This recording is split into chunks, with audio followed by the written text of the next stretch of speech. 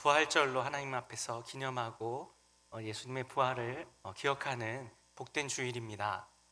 근데 우리 성도님들에게 있어서 부활은 어떤 의미로 다가오십니까? 우리가 이 부활절을 이제 절기로 지키다 보니까요, 이 부활 주일에는 이렇게 기념을 하고 또 예수님의 부활에 대해서 깊이 묵상을 하지만요, 이제 부활절이 지나면 지난 한 주간 이제 고난 주간으로 한 주 특세를 하고 많이 고단하셨지 않습니까? 이제 오늘 주일 부활 주일 드디어 부활 주일 맞이했으니까 이제 내일부터는 또 다시 일상으로 돌아가시고 고난보다는 원래 살았던 삶의 모습으로 돌아가는 것이 일반적입니다. 근데 사실 이게 고난 주간과 부활 주일을 지킨다는 것은 절기로서만 지키는 것은 제가 생각할 때 너무 아깝습니다. 왜냐면요, 우리의 신앙에서 부활 신앙만큼 중요한 것이 없기 때문입니다. 그리고 더 중요한 건 뭐냐면요, 부활 신앙이 우리에게 능력을 주시기 때문입니다. 부활 신앙이 없으면요, 우리에게 능력이 없습니다. 사실은 단순히 예수님을 믿는다는 것, 단순히 하나님을 안다는 것만으로 능력이 생겨나는 것이 아니라요, 부활을 통하여서 하나님이 주시는 구원과 그 확신을 가지고 살아가는 것이 우리의 삶의 변화를 이끌어내기 때문입니다. 그래서 저는 우리가 이 부활신앙, 부활절을 기념하면서 부활신앙을 단순히 과거의 사건이고 하나의 절기이고 예수님이 우리에게 행하신 일이다 이렇게만 넘길 것이 아니라 현재적으로 우리가 부활을 좀 생각해 보길 원합니다. 무슨 말이냐면요, 우리의 신앙생활, 삶 속에서, 교회에서만이 아니라 직장에서, 가정에서, 또 내가 만나는 사람들과의 관계 속에서, 우리 모습 속에서 부활 신앙이 있어야 됩니다. 부활의 능력과 예수님이 주신 그 부활의 의미들이 다시 한번 살아나야 한다라고 생각됩니다. 그래서요, 오늘 설교 제목의 말씀이 좀 길었죠.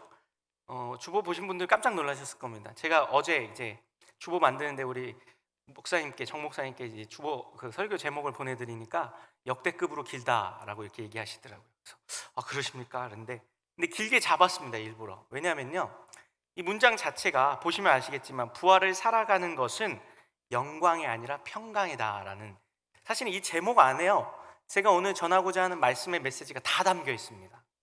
그리고 중요한 것은 또 뭐냐면, 부활은 단순히 과거에 말씀드린 것처럼 과거의 사건이나 하나의 절기나 그냥 예수님이 행하신 일 정도가 아니라 오늘을 사는 저와 우리 성도님들이 부활을 살아가고 있습니다. 우리가 죽지도 않았고 또 아직 부활이 임하지도 않았고 부활의 첫 열매이신 예수님 이외에 다른 부활할 사람들이 없는데 우리는 어떻게 부활을 살아간다라고 말할 수 있을까요? 부활은 예수님께서 이미 이루신 것이고요, 우리에게 약속된 것이고요, 우리는 그 부활의 능력을 가지고 살아가야 하는 것입니다. 그렇기 때문에 우리는 부활을 살아가는 것입니다. 오늘을 사는 저와 우리 성도님들조차도요. 그래서요, 우리가 한번 그 부활에 대해서 볼 텐데요, 먼저 예수님께서 그 부활의 의미를 주시면서 오늘 본문에 보면요, 예수님께서 부활하시고 제자들을 찾아가십니다. 근데 예수님께서 그 제자들에게 찾아가셔서요, 먼저 하신 말씀이 무엇일까요?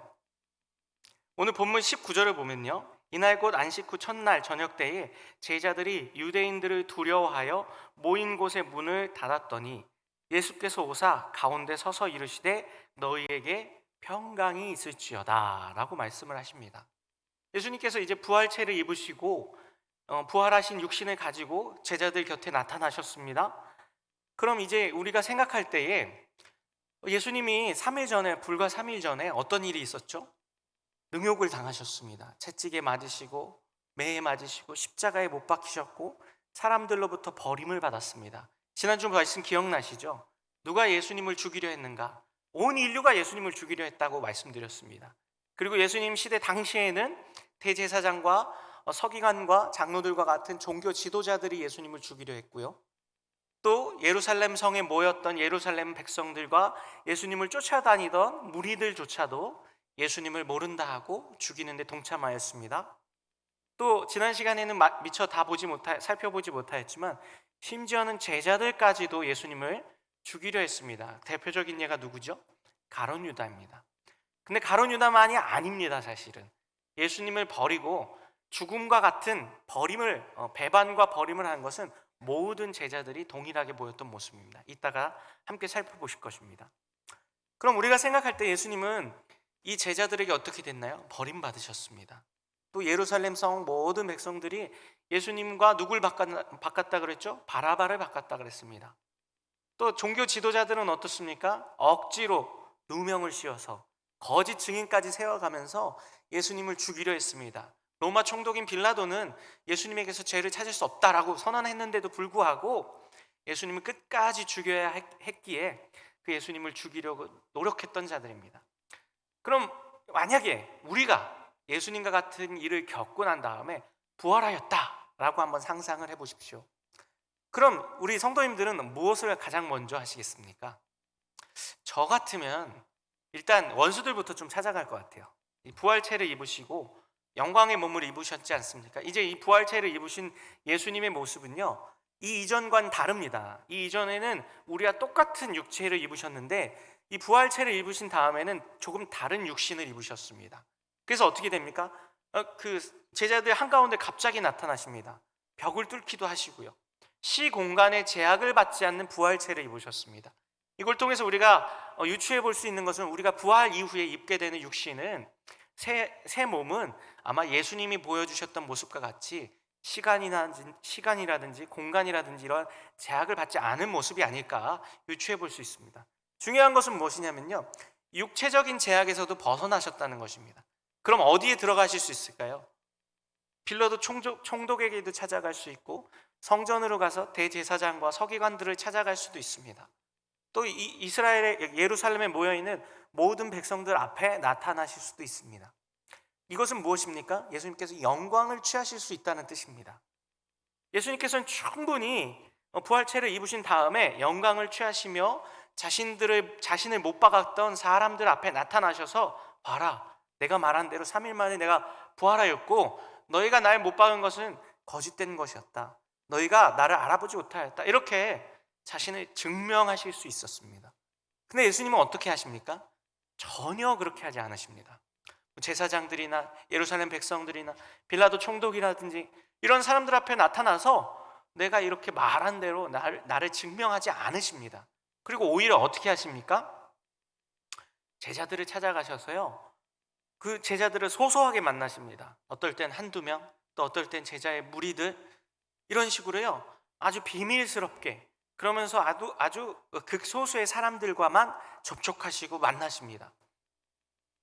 이것은요, 예수님께서 보여주시고자 하는 평강과 영광의 모습이 무엇인지를 잘 보여주는 대목입니다. 사실 예수님께서요 예루살렘 성에 입성하실 때 이미 이스라엘 백성들은, 예루살렘에 모였던 이스라엘 백성들과 제자들은 예수님에게서 영광을 기대했습니다. 무슨 말씀이냐면요, 예수님께서 예루살렘 성을 입성하시던 지난주 말씀 기억하시죠? 누가복음 19장에 보면요, 예수님께서 이제 입성하실 때 우리가 종려주일이라고 말했던 그 종려주일처럼 예루살렘에 모였던 수많은 백성들이 종려나무 가지를 가지고 나와서 예수님을 환영하고 예수님 가는 길에 옷도 깔아드리고 종려나무 가지 깔아드리면서 마치 왕이 행차하는 것처럼, 왕이 입성하는 것처럼 입성하는 것과 같은 모습을 연출합니다. 그것은 왜 그랬냐면요, 예루살렘 백성들이 예수님이 왕으로서 오시길 기대했기 때문입니다.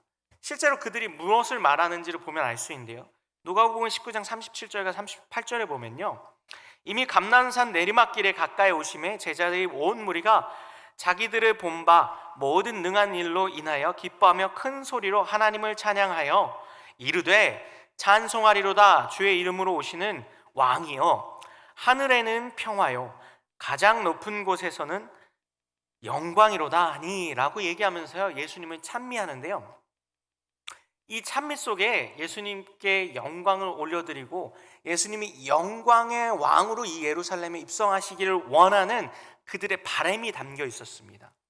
무슨 말이냐면요, 지금 이 예루살렘의 백성들이 하는 찬미의 내용이 어디서 귀에 익지 않으십니까? 이게요 어디에 나오냐면요, 누가복음에서 이미 2장에 예수님께서 이 말씀을 가지고 나타나셨습니다. 예수님께서 처음 이 땅에 임하셨을 때, 성육신으로 임하셨을 때요 어떤 일이 일어나지요? 천사들이 와서 예수님을 찬미합니다. 누가복음 2장 14절에 보면요, 지극히 높은 곳에는 하나님께 영광이요 땅에서는 하나님이 기뻐하신 사람들 중에 평화로다 하시니라 라고 말씀하셨습니다.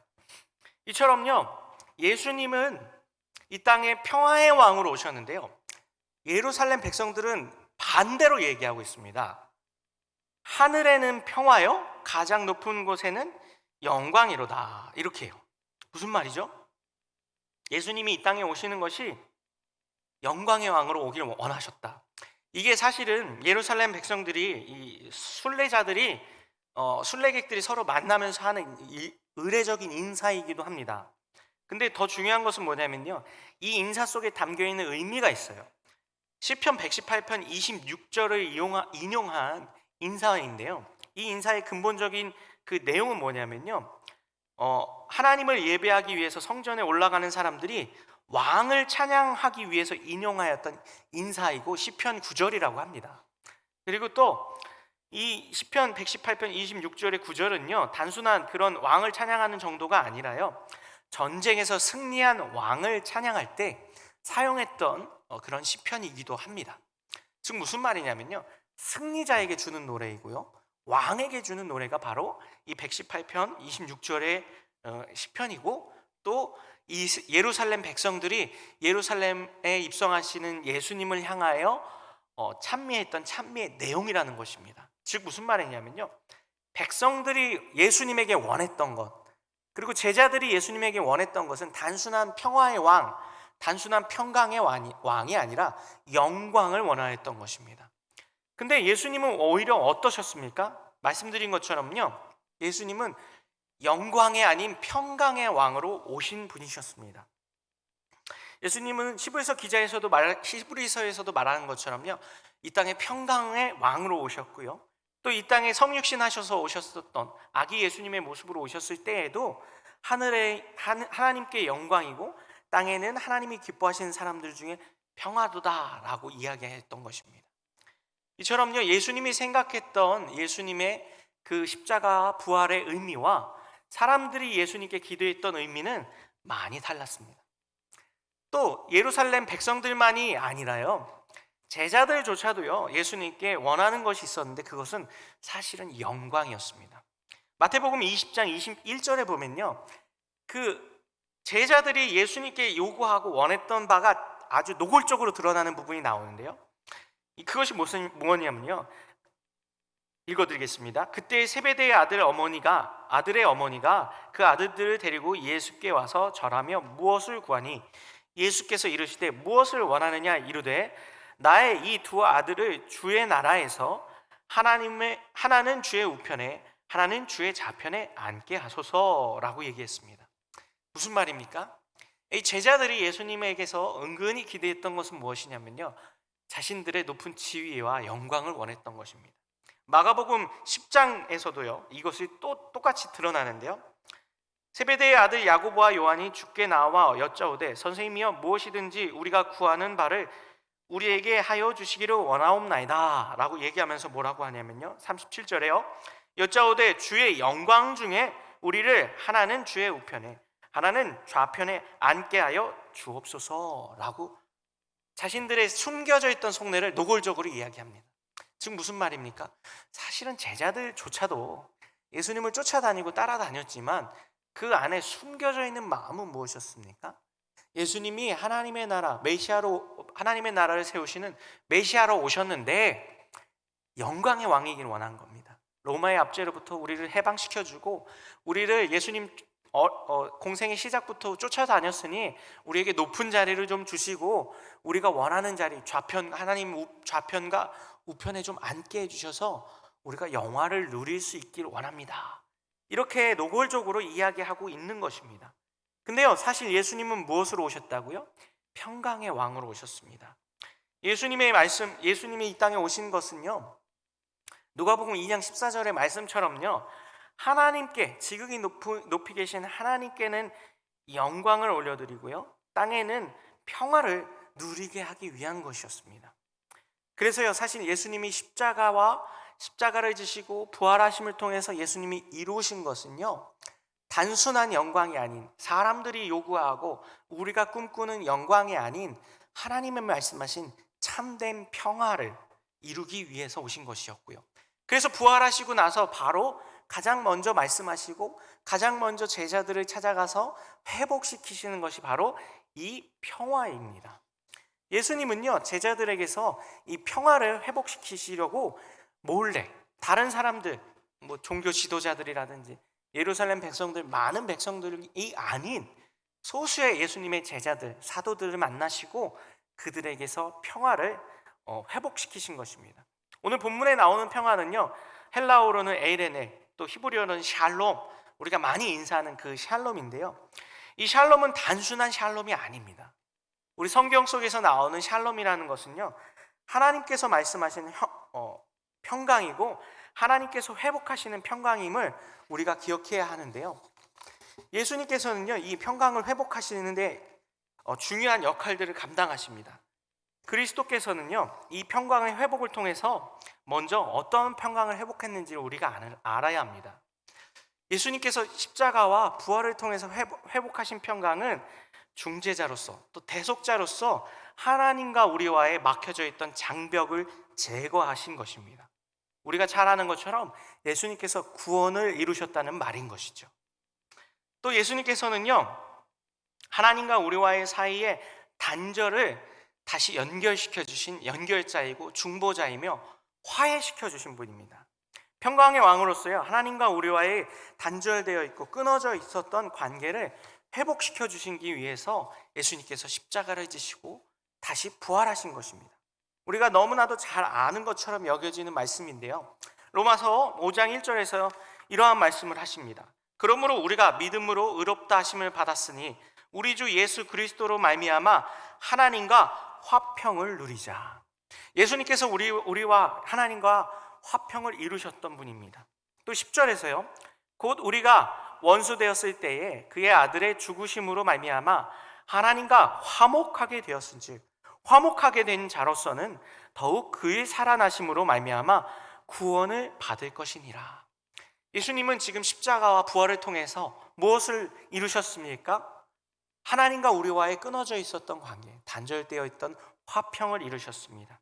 에베소서 2장 14절에서 또 이렇게 증언하여 주고 있습니다. 그는 우리의 화평이신지라 둘로 하나를 만드사 원수된 것 곧 중간에 막힌 담을 자기 육체로 허시고, 예수님의 십자가로 하나님과 우리와의 막혀 있었던 담을 허셨다라는 것입니다.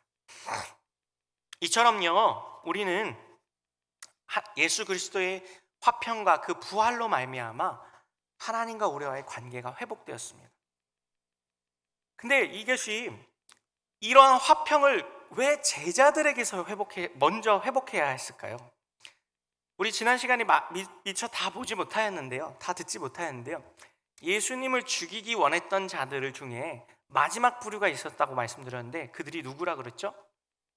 제자들이라고 말씀드렸습니다. 근데 우리가 생각할 때, 아니 어떻게 차마 제자들이 예수님을 죽기를 원하였는가, 그리고 예수님을 죽도록 내버려 두었는가를 의문을 품을 수 있습니다. 근데 우리가 잘 아는 것처럼요, 예수님을 십자가에 못 박은 사람은 전 인류입니다. 그 전 인류 안에 제자들이 포함되지 않을 리가 없습니다. 로마서 3장 9절에서요 이렇게 말합니다. 그러므로 어떠하냐? 우리는 나으냐? 결코 아니니라. 유대인이나 헬라인이나 다 죄 아래 있다고 우리가 이미 선언하였느니라. 기록된 바 의인은 없나니 하나도 없으며 라고 말씀하십니다. 무슨 말입니까? 이 땅에 의인은 아무도 없다는 것입니다. 그것이 심지어 예수님을 3년 공생의 사역 동안에도 열심히 쫓아다니고 예수님의 말씀을 잘 배웠던 제자들이다 할지라도요, 그들의 본성 안에는, 그들의 심령 안에는 죄성이 있고 원죄가 있고 죄악이 있기 때문에 예수님을 자신들의 필요에 의해서 취했다가 또 필요에 의해서 얼마든지 버릴 수 있었던 자들이 바로 제자들입니다.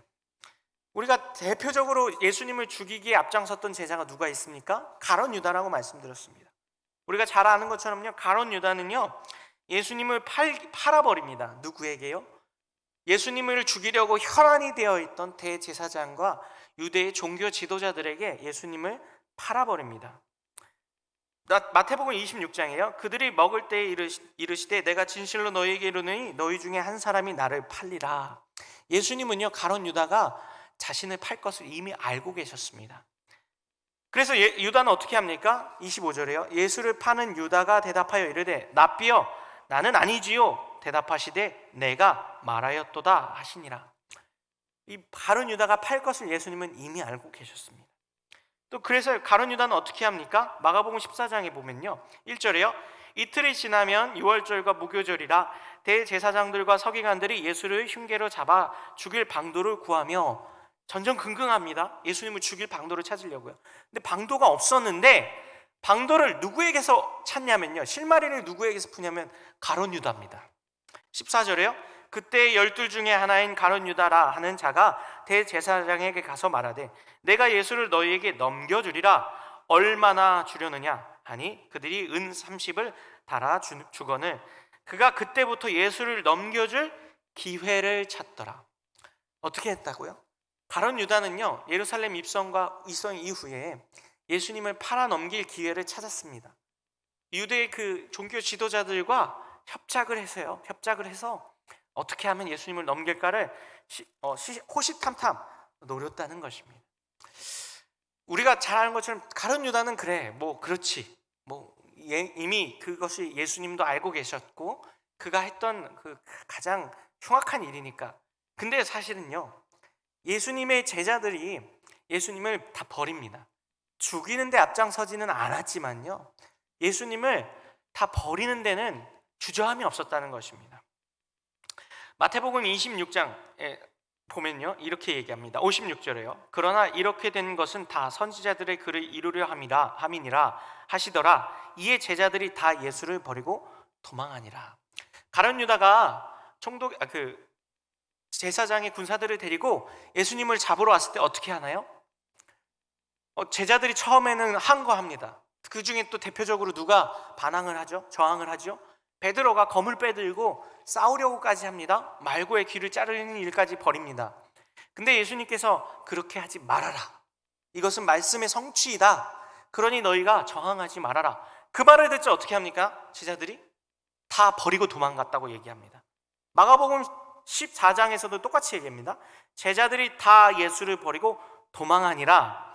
한 청년이 벗은 몸에 배혼 이불을 두르고 예수를 따라가다가 무리에게 잡힘에 배혼 이불을 버리고 벗은 몸으로 도망하니라.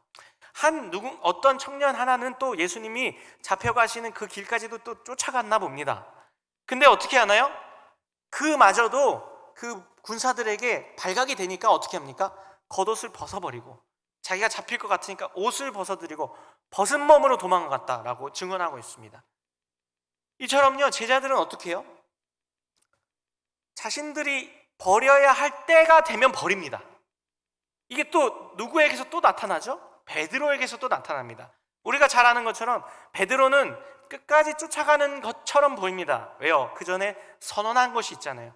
제가 죽는 한이 있어도 예수님 버리지 않겠습니다. 선언했던 자가 베드로예요. 근데 우리가 잘 아는 것처럼 어떻게 합니까? 예수님을 버리는데 3번 버립니다. 마지막에는 어떻게 하죠? 저주하면서 버립니다. 마태복음 26장에 보면요, 74절이에요. 그가 저주하며 맹세하여 이르되 나는 그 사람을 알지 못하려나 하니 곧 닭이 울더라. 예수님이 이미 베드로가 닭이 3번 울기 전에 네가 나를 버릴 것이다 라는 걸 예언하셨는데 베드로가 그걸 까맣게 잊고 있었어요. 근데 이 제사장의 뜰에서 예수님이 심판받으실 때 불을 쬐면서 그 안에서 일어나는 일을 살피고 있었습니다. 근데 여종이 그에게 묻죠. 당신도 예수님 제자 아니었습니까? 내가 당신 얼굴 기억하는데요? 이러니까 부인하다가 결국 어떻게 합니까? 안 될 것 같으니까 저주해요. 어떻습니까? 각자 그 예수님의 제자들이 시기는 조금씩 다르고 버리는 모습은 다 다르지만요, 어떻게 해요? 예수님을 다 버립니다. 예수님을 다 외면하고 모른다 합니다. 근데 중요한 것은 무엇이냐면요, 이들이 이 예수님을 버린 배신과 그 버림 때문에요, 예수님과의 관계가 끊어집니다. 예수님이 끊으신 것이 아니라 누가 예수님과의 관계를 끊었나요? 자기 자신들이요, 스스로가요. 왜요? 목숨이 위태로운 상황이 오니까요. 혹은 자신들에게 불리한 상황이 오고 또 자신들이 기대했던 것과 다른 모습의 예수님을 보게 되니까요. 제 예상으로는 가룟 유다는 아마 예수님이 입성하시는 모습을 보고 예수님에게선 더 이상 소망이 없구나라고 생각했던 것 같습니다. 왜냐면요, 예수님의 입성이 자신들의 기대보다 못 미칩니다. 그리고 입성하신 다음에도 성전을 간다든지 또 제사장들과 논쟁을 벌여서 그들을 굴복시킨다든지 하는 기대하는 모습이 아니라 계속 그전과 별반 다를 바가 없습니다. 오히려 더 초라한 모습처럼 보여지는 모습을 보이게 됩니다. 이로 말미암아 어떻게 합니까? 예수님을 팔아야겠다. 내가 차라리 예수님을 팔고 3년 동안 예수님 따라다녔던 그 고생한 시간들의 보상을 돈으로라도 받아야겠다. 이런 마음을 먹었을 것이라고 생각됩니다. 또 다른 제자들은 어떻습니까? 예수님이 잡히던 순간에요. 그 순간에 예수님이 어떻게 하셨나요? 제자들에게 그렇게 하지 말아라. 저항하지 말고 항거하지 말고 그냥 내버려 두어라 라고 얘기합니다. 이 이야기를 들은 제자들은 어땠을까요? 아니, 우리가 나서서 예수님을 방어하고 예수님을 지키려고 하는데 도대체 예수님이 왜 우리가 이걸 지키는 것을 막으시는 것일까? 정말 예수님은 그 전부터 예고하셨던 대로 십자가를 지시려고 하는 건가? 아마 그런 생각이 들었을 것 같습니다. 그래서 어떻게 했나요? 버리고 도망가요. 그 겟세마네 동산에서요. 그리고 베드로는 최후에 어떻게 됩니까? 더 이상 이 대제사장의 뜰에서 보니까 예수님이 판결을 받으시고 이제 매를 맞으시지 않습니까? 그리고 빌라도 총독에게 이제 끌려갈 상황이 놓이게 되니까 어떻게 돼요? 이제 더 이상 예수님에게서 소망을 보기 어려워지는 거예요. 그리고 자꾸 뭐 합니까? 옆에선 자기가 예수님의 제자인 것을 자꾸 사람들이 밝히려고 해요. 그러니 어떻게 해야 합니까? 이제는 정말 예수님을 버려야 할 시기가 온 거예요. 베드로에게도요. 그래서 어떻게 해요? 베드로도 버려버려요, 예수님. 이처럼요, 예수님을 3년 동안이나 쫓아다니고 예수님의 말씀을 듣고 예수님의 예언까지 들었었던 제자들이라 할지라도요, 상황이 되고 자신들에게 불이익이 다가오고 자신들이 생각하고 기대했던 것과 다른 예수님의 모습을 보게 되자 어떻게 됩니까? 예수님을 버립니다. 이러한 버림으로 인해서 무엇이 깨어집니까? 그들 안에 평강이 깨어지게 됩니다. 그리고 무엇이 찾아올까요? 두려움과 의심과 자괴가 찾아오게 됩니다. 예수님은요, 이 예수님을 버린 제자들을 먼저 회복해야 됐습니다. 자신의 실추된 영광, 자신이 하나님의 아들로 오셨고 이스라엘 백성들로부터 추앙을 받았는데 하룻밤 사이에 예수님이 능욕을 당하시고 자신의 영광을 땅바닥에 떨어뜨리셨는데, 그리고 모든 사람들 앞에서 발가벗긴 채 십자가에 못 박혀 죽으셨습니다. 침뱉음을 받으시고 저주를 받으셨습니다. 그럼 우리 같으면 어떻게 해야 된다고요? 내 영광, 내 명예, 실추된 나의 명예를 회복하는 것이 먼저일 것 같잖아요. 그래서 제사장에게도 찾아가고 빌라도 총독도 만나서 대면하고 이스라엘 백성들 앞에서, 군중들 앞에서 내가 다시 살아났다, 영광의 모습을 보여주시면서 자신의 실추된 영광을 회복해야 할 것 같은데, 예수님에게 관심은 영광의 회복에 있지 않았습니다. 예수님은 자신의 실추된 영광을 회복하는데 전혀 자신의 시간을 쓰지 않으십니다. 전혀 그러한 일을 1도 하지 않으신다는 말씀입니다. 오히려 무엇을 하십니까? 제자들에게서 상실된 평강을 찾아줍니다. 엠마오로 가는 제자들 길가에서도 만나서 그들과 같이 걸으시면서 회복하시고요, 오늘 제자들에게 나타나셔서 그들의 마음의 두려움과 의심과 자괴감을 회복시켜 주십니다. 예수님이 주시는 그 부활의 평강을 잃어버린 자들, 하나님과의 관계가 끊어진 자들에게 가장 먼저 찾아오는 것은 두려움입니다. 오늘 본문에서도 이야기하죠. 제자들이 유대인을 두려워하여 모인 곳의 문을 닫았더니. 이들이 왜 두려워할까요? 단순히 예수님이 죽으셔서 두려워한 것일까요? 단순히 거기서 그치지 않습니다. 그들이 진짜 두려워하였던 것은 더 이상 소망을 발견할 수 없는 자신들의 인생 때문입니다. 왜요? 그 전까지는 무엇을 꿈꿨다고요? 예수님이 왕이 되면 예수님의 우편, 예수님의 좌편에 앉아서 떵떵거리면서 살 것을 생각했는데 이제는 그 어떤 소망도 사라지게 됩니다. 그래서 어떻게 하나요? 이제는 살 소망이 사라지니까 이제 먹고 사는 문제에 집중을 해요. 그래서 예수님이 부활하신 이후에 예수님을 만난 다음에도 요한복음 21장으로 넘어가면 어떻게 되죠? 제자들이 다시 고기 잡으러 자기들이 있던 지역으로 갑니다. 이것은 뭐예요?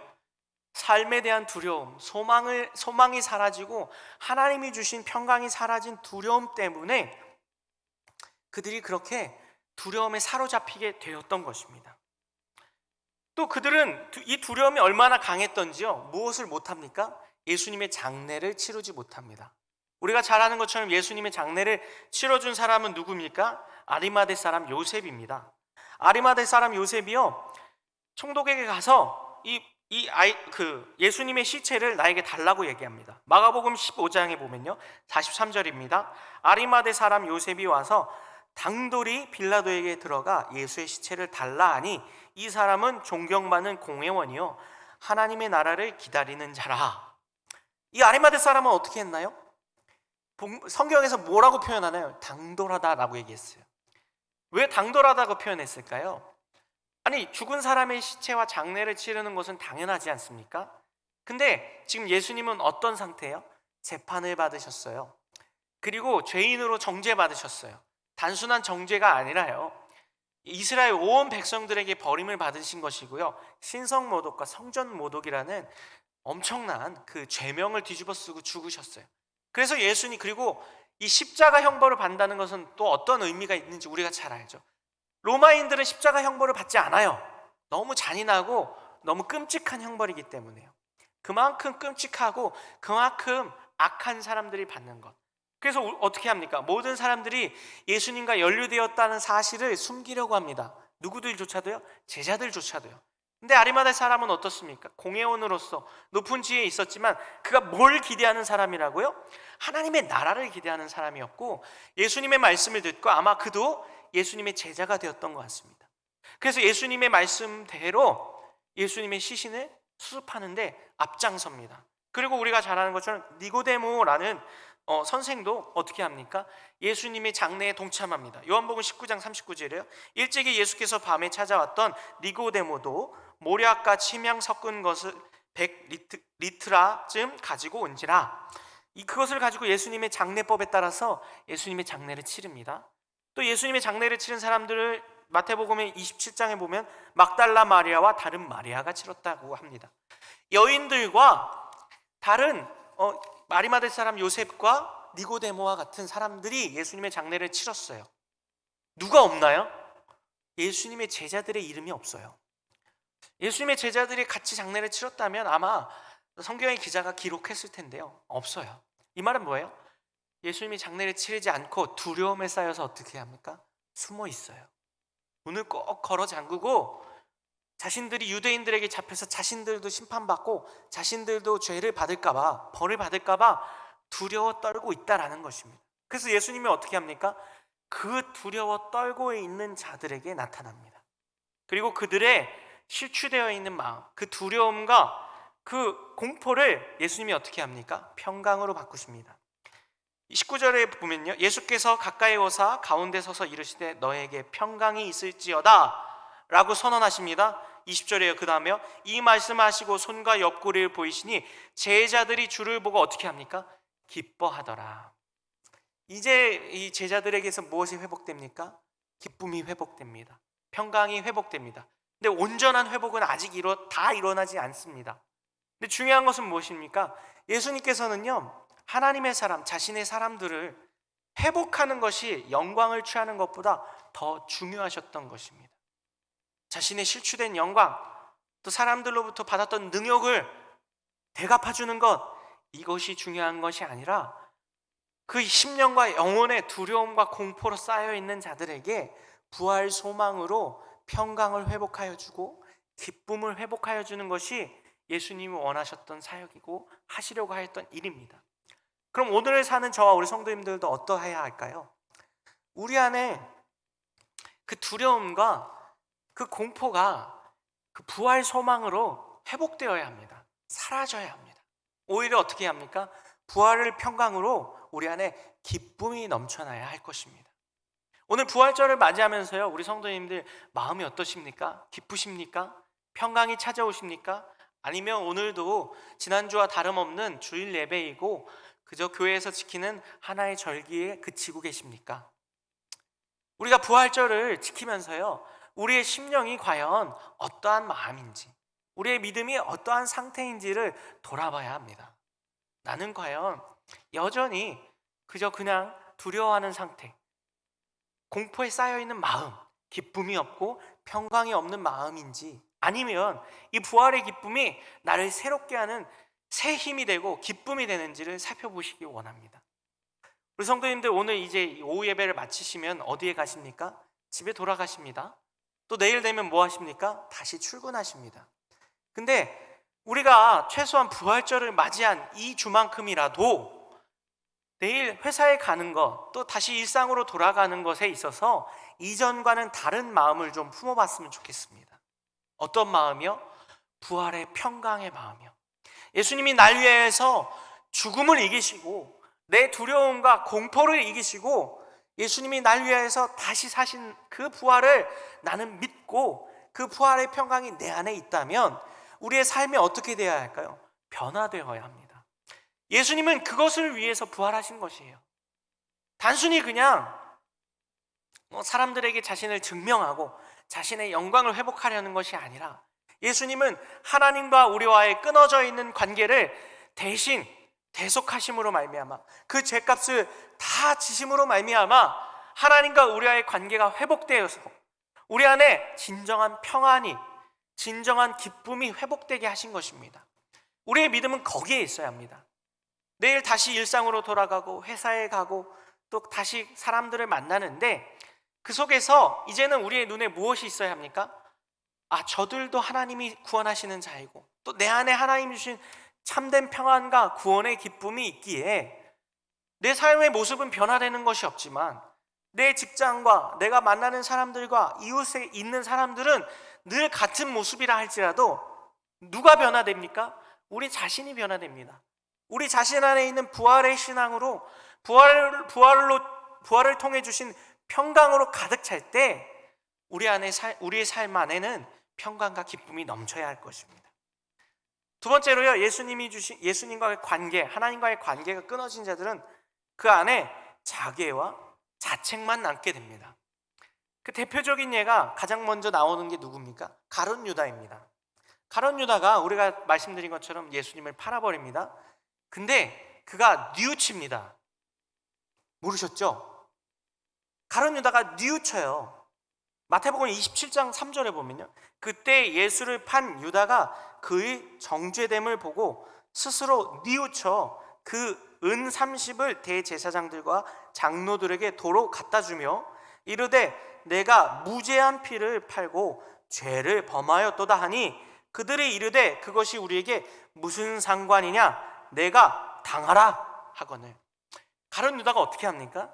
예수님이 십자가에 못 박히신 것을 보고 정죄되신 것을 보고 어떻게 합니까? 내가 잘못했다. 뉘우칩니다. 여기까지는 좋아요.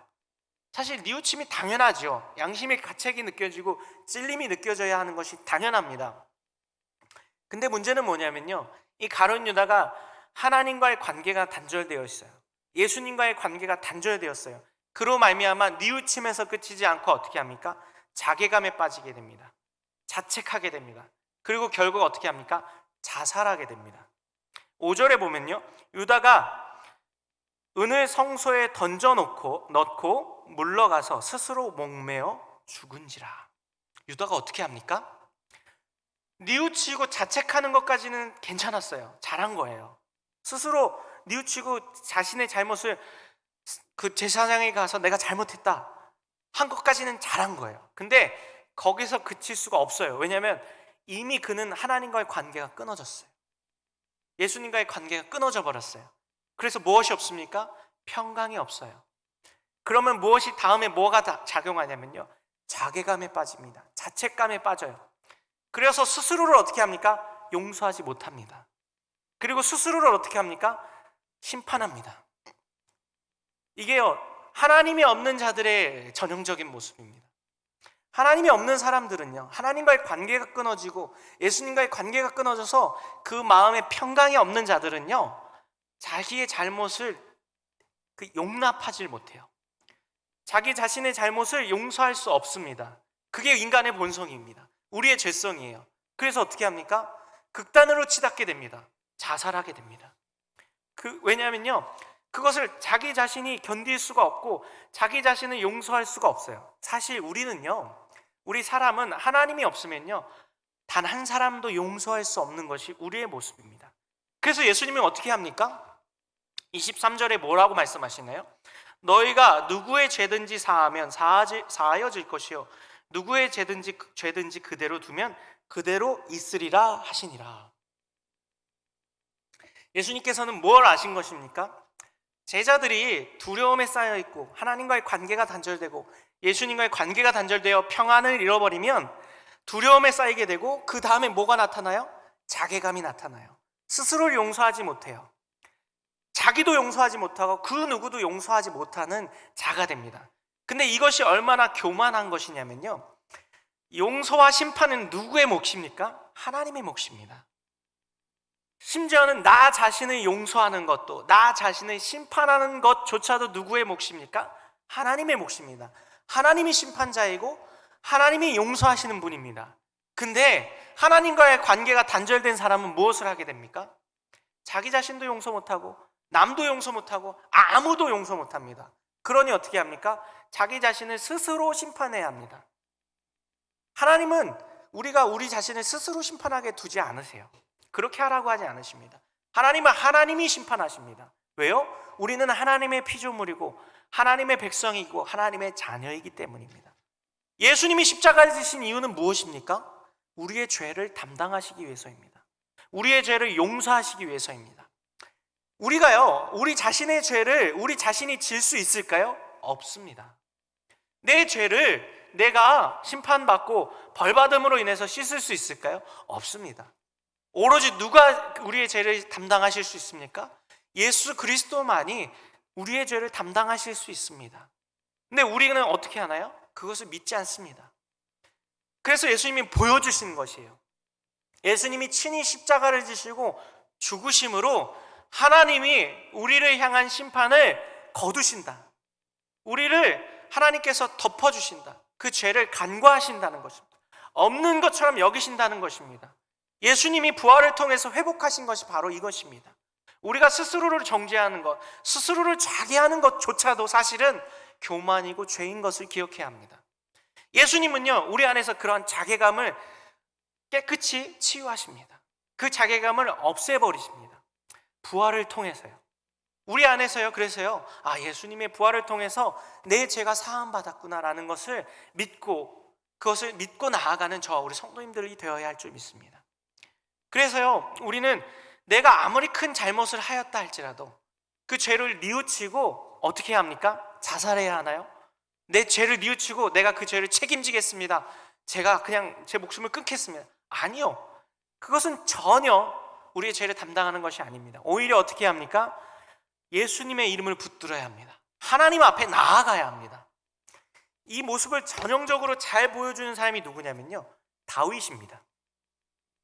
다윗은요, 우리가 아는 것처럼 큰 죄를 범합니다. 다윗이 범한 죄 중에 제일 큰 죄라고 할 수 있는 게 무엇인가요? 밧세바를 범하고 우리아를 죽도록 내비둔 것입니다. 오히려 죽도록 사주한 것이죠. 그리고 나서도 어떻게 합니까? 다윗이 자신의 잘못을 몰랐습니다. 근데 하나님이 어떻게 합니까? 나단 선지자를 보내서 그의 잘못을 지적하십니다. 근데 그 지적을 듣자 다윗은 어떻게 합니까? 하나님 앞에 무릎을 꿇습니다. 자기 자신 스스로를 정죄하고, 내가 이렇게 죄를 지었고 하나님 앞에 하나님을 볼 낯이 없습니다. 부끄럽습니다.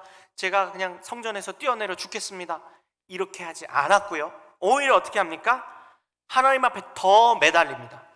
사무엘하 12장 16절에 보면요, 다윗이 그 아이를 위하여 하나님께 간구하되 다윗이 금식하고 안에 들어가 밤새도록 땅에 엎드렸으니, 어떻게 한다고요? 선지자를 통해서 다윗이 그 죄를 하나님께 지적받습니다. 만천하에 자신의 죄가 드러납니다. 부끄러움을 당합니다. 근데 거기서 그치지 않습니다. 뉘우치고 하나님을 붙듭니다. 자기 잘못을 보상하기 위해서 우리아의 가족들에게 보상금을 준다든지 밧세바를 위로해 준다든지 이런 인간적인 방법을 동원하는 것이 아니라 어떻게 한다고요? 하나님께 붙들리고 하나님을 붙들고 하나님께 금식하고 매달립니다. 이것이 하나님과의 관계가 또 하나님이 주신 참된 평화가 있는 자들의 삶의 모습이 되어야 합니다. 부활의 능력은요 바로 여기에 있습니다. 우리가 하나님을 붙들고 하나님 앞에 나아갈 수 있는 담력을 얻게 된다는 것입니다. 예수님은요 이 담력을 주시기 위해서 부활하신 것입니다. 제자들에게 가서 뭐라고 하세요? 너희가 이제 죄를 사하여라. 여기서 말하는 것이 단순히 그냥 갑자기 너희가 세상 사람들의 죄를 사하여라 이런 말씀을 하신 것이 아닐 것입니다. 우리가 이 맥락을 보면 알잖아요.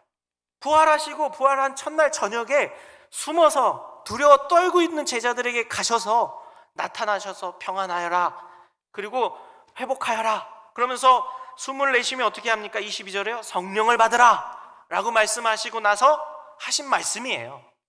누구든지 너희가 누구의 죄든지 사하면 사해질 것이다. 이 말씀이 누구에게 적용되는 말씀이겠어요? 제자들 자기 자신들에게 적용되는 말씀이에요. 무슨 말이에요? 너희가 스스로를 용서해라. 나는 이미 너희를 용서했다.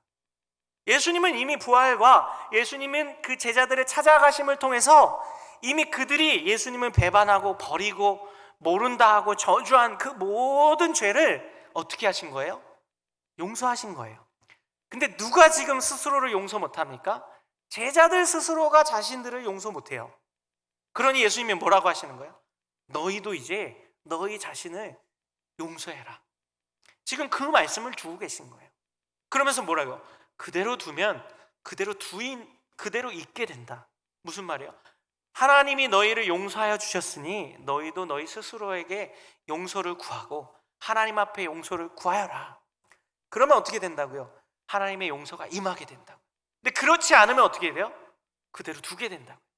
그대로 있게 되는 거예요. 이것은 우리가 신앙생활을 하는 근거가 되기도 합니다. 우리 성도님들이 하나님 앞에 기도할 수 있는 근거가 되고요, 예배할 수 있는 이유가 됩니다. 하나님은 어떻게 하십니까? 우리의 죄를 용서하여 주십니다. 저와 우리 성도님들의 죄를 용서하여 주십니다. 제가 이제 사역을 하다 보면요, 이제 우리 청소년들이나 청년들과 상담할 일들이 종종 있습니다. 근데 이 청년들이나 청소년들이 간혹 가다가 이제 예배를 드리지 않고 예배 나오는 것을 꺼려할 때가 있어요. 그럼 제가 이제 신방을 하고 전화를 하고 이렇게 상담을 하면요, 하나같이 하는 얘기가 뭐냐면요, 자기가 죄를 졌다는 거예요. 담배를 폈다든지 술을 마셨다든지 성적으로 무언가 이렇게 범하였다든지 뭔가 스스로가 하나님 앞에 나오기 어려운 죄를 범하였기 때문에 예배에 나오는 것도 꺼려지는 거예요. 그래서 어떻게 합니까? 예배에 안 나오는 거예요. 왜요? 하나님 볼 낯이 없는 거죠. 근데 저는 말합니다, 그들에게. 그러한 마음이라면 정말 하나님이 오히려 더 용서하신다. 왜요? 지금 누구를 의식하고 예배에 못 나온 거예요? 하나님을 의식하고 예배에 못 나온 거예요. 근데 그들이 몰라요. 뭘 몰라요? 그들을 용서하기 위해서 예수님이 십자가를 지셨다는 것을. 너희가 그러한 죄를 진 것을 용서하기 위해서 예수님이 십자가를 지신 것이야. 너가 청소년의 시기에 담배 피고 술 마시고 성적으로 그런 음란함을 했다 해서 예수님이 너를 모른다 하고 버리지 않으셔. 오히려 어떻게 합니까? 오히려 그런 죄 때문에, 우리의 그러한 연약함과 악함 때문에 예수님은 십자가를 지시고 부활하신 것이야. 오히려 바른 믿음을 가르칩니다. 우리 성도님들도 그런 바른 믿음으로 나아갔으면 좋겠습니다. 제자들조차도 어떻게 합니까? 예수님 버렸다니까요. 각자 다 다른 모습으로요. 근데 중요한 건 뭐예요? 예수님을 버리지 않은 인류가 없어요. 그 인류를 위해서, 그 모든 사람의 죄를 담당하시기 위해서 예수님이 십자가를 지셨습니다. 그리고 부활하셨어요. 우리가 부활신앙으로 부활을 믿는다는 것은요, 내가 용서받았고 하나님이 오늘도 나를 용서하신다는 것을 믿기 때문입니다. 그것이 진정한 부활신앙일 것입니다. 말씀을 마무리하겠습니다. 오늘 예수님이 부활하신 참된 의미가 어디에 있는지를 우리가 부활절을 맞이하며 깊이 생각해 보았으면 좋겠습니다. 단순히 절기가 아니라, 단순히 예수님이 또 날 위해서 십자가를 지셨구나, 감사하구나, 감격하구나, 찬양하고 또 예배드리는 것으로 그치는 것이 아니라요, 그 부활의 평강이 우리 안에 들어와야 합니다. 단순히 생각으로 들어오는 것이 아니라, 단순히 마음의 감동으로 들어오는 것이 아니라 삶의 변화됨으로 나타나야 하는 것입니다. 이제는 어떻게 합니까? 세상을 두려워할 필요가 없습니다. 죽음을 두려워할 것이 없습니다. 예수님이요, 제자들에게서 이렇게 죽음의 두려움과 세상의 두려움을 회복하시자 제자들이 어떻게 됩니까? 이후에 사도행전으로 가게 되면 어떻게 되죠? 사도들이 예수님을 담대히 전하는 자들로 변화됩니다. 대제사장들과 서기관들이 그 예수님의 제자들을 정죄할 때에도요, 제자들은요 눈도 깜짝 안 해요. 오히려 더 전합니다. 옥에 갇혔다가 풀려나도 어떻게 합니까? 다시 가서 전합니다. 이러한 담대한 모습으로 변화될 수 있었던 이유는 뭡니까? 제자들 안에 부활의 평강이 있었기 때문에, 예수님이 주신 참된 부활의 능력과 의미를 알고 그것이 삶에서 나타났기 때문인 것입니다. 또 어떻게 합니까? 때로는 죄를 범하거나 때로는 실수한다 할지라도 예수님 앞에, 하나님 앞에 더 매달리는 자가 되어야 합니다. 우리의 신앙은 거기에 있어야 할 것입니다. 그렇게 주님이 부어주시는 참된 평화, 부활의 평강이 우리 성도님들 가운데 있기를 소망합니다. 우리 시간 함께 찬양하시고 기도하시기 원합니다. 우리의 마음속에 있는 참된 평화는